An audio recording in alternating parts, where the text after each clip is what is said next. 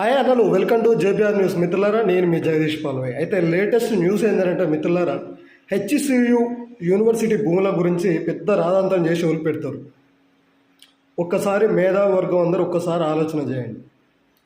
Mallanna Sagar project కట్టేటప్పుడు ఎన్ని వేల ఎకరాలు, ఎంత పెద్ద అడవి నాశనం అయింది, ఎన్ని ఇండ్లు కూలగొట్టారు, ఎంతమందిని నిస్సహాయాలుగా చేసి వదిలిపెట్టారు, బయటికి వెళ్ళగొట్టారు అనే దాని మీద కూడా మీరు అందరూ ఆలోచన చేయాలి మిత్రులారా. ఒక్కసారి ఫేక్ ఫోటోలన్నీ ఎడిట్ చేసుకుంటా కాంగ్రెస్ ప్రభుత్వం మీద బురద జల్లే ప్రయత్నం చేసుకుంటా ఇలా కేసీఆర్ కానీ, కేటీఆర్ కానీ, బీజేపీ బండి సంజయ్ కానీ వీళ్ళందరూ ఒకల్తా పుచ్చుకొని తెలంగాణ అభివృద్ధికి ఏనాడు సహకరించినటువంటి బండి సంజయ్ కానీ, కేంద్ర ప్రభుత్వాలు కానీ ఎవరు ఏనాడు కూడా ఎటువంటి ఆపద వచ్చినప్పుడు కూడా కనీసం ఒక్క మాట కూడా మాట్లాడలేదు.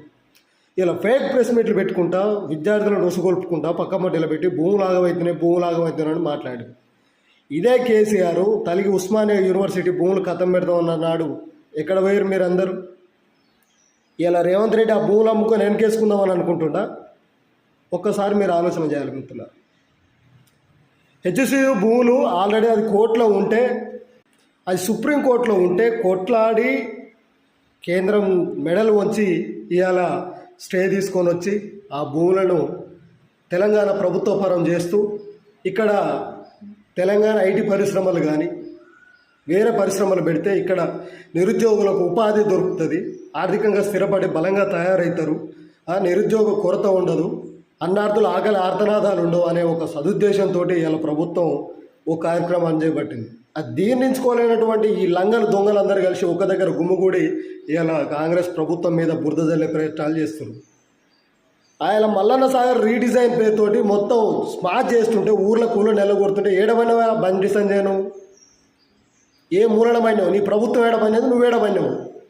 ఇవాళ ఒకరితో పుచ్చుకొని వచ్చి ఏదో కలిబోలి కబుర్లు చెప్పుకుంటా బిల్డప్ దిగుదామని చూస్తారు తెలంగాణలో. ఏడమైనాడు ఆయన కేటీఆర్, కేసీఆర్ మీరు అందరూ నోరెందుకు మదపలేరు భయ్? ఆయన తెలియదా మీకు? మల్లన్న సాగర్ వల్ల కనీసం ఎన్ని ఎకరాల భూములు నాశనం అవుతున్నాయి, ఎంతమంది ప్రజలు నిస్సహాయాలుగా పడి ఇలా వాళ్ళ ఊరును కట్టుకున్న గూడను కూలగొట్టుకొని ఆ ప్రాజెక్టు కింద వేల ఎకరాల భూములను ఆగమయ్యి ఇవాళ నిస్సహాయాలుగా మారి ఆర్తనాదాలు వినిపిస్తున్నాయి. అక్కడ ఆయన ఎందుకు మాట్లాడలేదు ఈ బీజేపీ ప్రభుత్వం? ఒక్కసారి ఆలోచన చేయండి మిత్రులారా. ఎవరి వ్యక్తిగత స్వలాభాల కోసం వాళ్ళు తయారయ్యేలా రాష్ట్ర ప్రభుత్వం మీద బురద జల్లే ప్రయత్నాలు చేస్తారు. కాబట్టి మిత్రులారా, ఇటువంటి లంగ దొంగ అపోహలను మీరు ఎవరు నమ్మొద్దు. అర్థమైందా? కాంగ్రెస్ ప్రభుత్వం పేదల ప్రభుత్వం, పేదలకు ఎన్నడూ వంచి